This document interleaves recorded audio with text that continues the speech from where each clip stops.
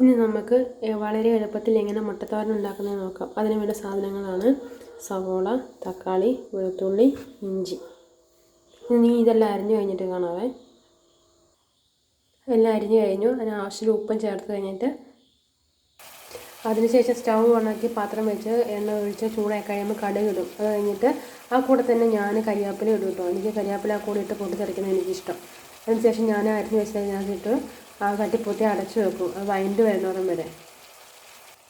കുറച്ച് കഴിഞ്ഞ് നമുക്ക് തുറന്ന് നോക്കിയിട്ട് ഒന്നും കൂടി ഒന്ന് ഇളക്കി തട്ടിപ്പൊത്തി കൊടുക്കാം. എന്നിട്ട് നന്നായിട്ട് ഇത് വഴണ്ട് വന്നിട്ടുണ്ട്. അപ്പോൾ ഇതിനകത്തേക്ക് നമുക്ക് മസാല ചേർക്കാം.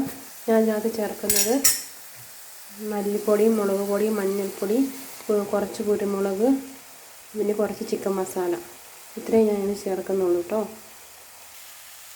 അതിനുശേഷം നന്നായിട്ട് അത് എല്ലായിടത്തും യോജിക്കുന്ന രീതിയിൽ തട്ടി ഇങ്ങനെ ഇളക്കിയിട്ട് തട്ടിപ്പൊത്തി വെക്കുക. എന്നിട്ട് അതിൻ്റെ അടച്ചു വെക്കണം. എന്നിട്ട് കുറച്ച് കഴിഞ്ഞ് പച്ചമണം മാറിക്കഴിയുമ്പം നമുക്കതിനകത്തേക്ക് മുട്ട ചേർക്കാം. ഞാനിപ്പോൾ അതിനകത്തേക്ക് 3 മുട്ട ചേർക്കുന്നുണ്ട്. ഇതിനകത്ത് ഞാൻ 3 മുട്ട ചേർത്തിട്ടുണ്ട്. അതേപോലെ ഒഴിച്ചിട്ട് പിന്നെ അതേപോലെ സ്റ്റൗ സിമ്മിലിട്ടിട്ട് ഞാനത് അടച്ചു വെക്കും.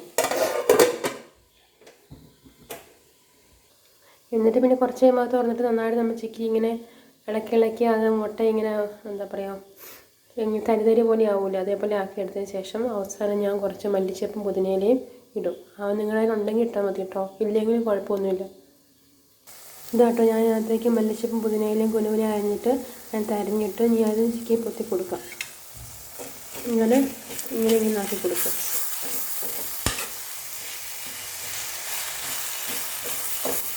ഇങ്ങനെ ആക്കി കൊടുത്തിട്ട് ഒന്നും കൂടി അത് തട്ടിപ്പൊത്തിട്ട് അടിച്ചു വെക്കണം. നമ്മുടെ മുട്ടത്തോരൻ റെഡി ആയിട്ടുണ്ട് കേട്ടോ. ഇതാട്ടോ നമ്മുടെ സ്വാദിഷ്ടമായ മുട്ടത്തോരൻ. Thank you.